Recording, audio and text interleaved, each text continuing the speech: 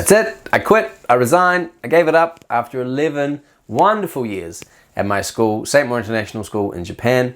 I quit. I left. Now, I'm not quitting teaching. I don't have any plans on doing that for the next 20 years.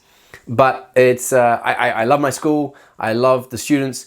I love the job. It's just in the wrong country. So me and my family are moving back to New Zealand. And so we're going to go back there. But in sort of hanging up my boots and packing up my desk and saying a few tearful goodbyes, it really made me think about and reflect on my teaching for the last 11 years. And it made me feel like what it might feel like to die. I've been thinking a lot about death lately, not in a morose way, actually, but in a motivational way. I've actually been thinking about what it might be like to be lying on your deathbed and looking back over your life. And it's really motivated me to want to suck the most out of life. I don't want to look back and have regrets. I don't want to look back and think I led a life half filled. I want to look back and go, I led a life fulfilled. The great thing about teaching is we get to start over every year. We have summer vacation like I'm on now, although I don't have another job to go to, so it's an extended summer vacation. But we have that summer vacation where we have that downtime and then we go back into the new school year with a whole fresh mindset of ways we're going to do it different and better. And then by Christmas, we're all back to the old habits anyway, right? But back to this idea about dying. I picture what it must be like. I've been thinking about what it must be like to be laying on your deathbed and looking back over your life and thinking about all the things you did well and all the relationships you built and the achievements you had, but then coupled with the regrets. And that's exactly how I've been thinking the last 11 years.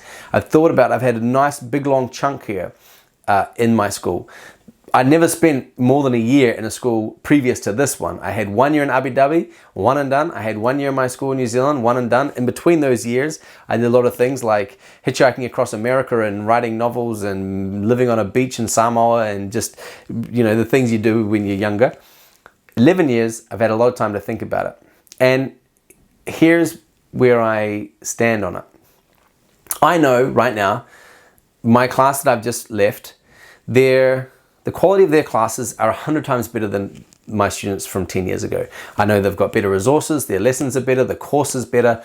I know I'm a better teacher. I've worked really hard over those 10 years to get better at it and to develop those materials, to develop those lessons. What's interesting, I think about how my evaluations from my students would have changed over those 10 years. You take my first class to now, I'm sure my students now would evaluate me being a better teacher, but definitely the probably wouldn't be that much difference because students don't really think so much about the nitty-gritty nuts and bolts. You spend all this time planning stuff and creating materials outside of classrooms. I understand they don't realize it and they might appreciate that they get it, but they don't really think about it that much.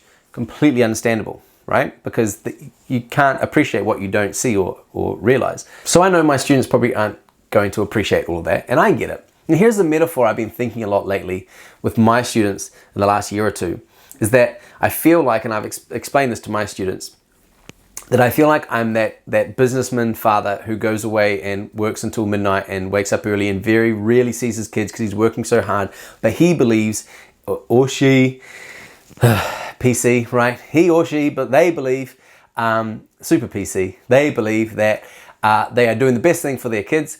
And, because they're making money and they're setting them up for their future, but really they would have been far better off just to have a smaller house, less money, less stuff, and just to be at the park with the kids, right? That's how I feel with my students, where I'm spending all this time making, new flashcards and new books and new workbooks and trying to create new units. But then when I get into the classroom with them, I'm so burnt out and I'm so distant that I don't actually fully immerse myself and I don't be present with them in the classroom often enough, I don't think. I'm busy doing other things because I'm trying to create materials and videos and YouTubes and things for teachers and students around the world that my prioritizing of them has fallen down. So I know they get great resources, but perhaps it would have been better if I had to be more present with my students. And that's my biggest regret, that I wasn't always present. So that's something, though, I know that I can work on better for the next time. And I almost thought about making this pyramid of who I work for. And sometimes I put too much emphasis on creating things for people that I don't even know exist. I love that about this job, that I can do that. But I really want to have a higher priority on the people in front of me at that time. Right? So my wife's at the top, who I work for, and then my kids and my students. So I wish I had gone to more extracurricular activities. I wish I had attended more sports games. I coached volleyball for 10 years and I still coached last season. I've been to the drama plays. I try to go to see those things as much as possible.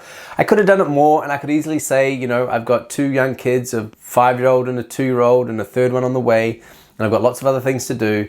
But it's something that I know at the end of my career of teaching, all the other stuff that I create for everyone else who aren't my students is going to pale in comparison to the impact and the effect that I can have on the students who are in my classroom with me at any time. And so that's why it kind of feels like dying, because I think about what it must feel like to be that businessman who passes away and says, I tried to work hard for you guys, but you know, but I wasn't there. It's a little bit like that Cats in the Cradle song. And that's exactly how I feel about leaving this job. But I'm very pleased that I can't wait to do it again. I can't wait to get back in a classroom again and have my own students and have, no offense to my students, I'm just leaving. I love you guys, I'll miss you. But the next batch, I can say, right, I get to do this again. Because I feel like as a teacher, that is one of the most rewarding aspects of teaching, knowing that you are planting seeds. You are having an impact, possibly on some students, not all of them, I get it, not all the time either, right? But you're having a potential impact on these students as they go off into the world, and it just might be one little thing that they'll remember. And I don't know, that's why quitting feels like dying. For me, it comes back to how I evaluate teaching, or what I think makes a great teacher, and there are just 2 qualities, but I'm going to explain that more in my next video.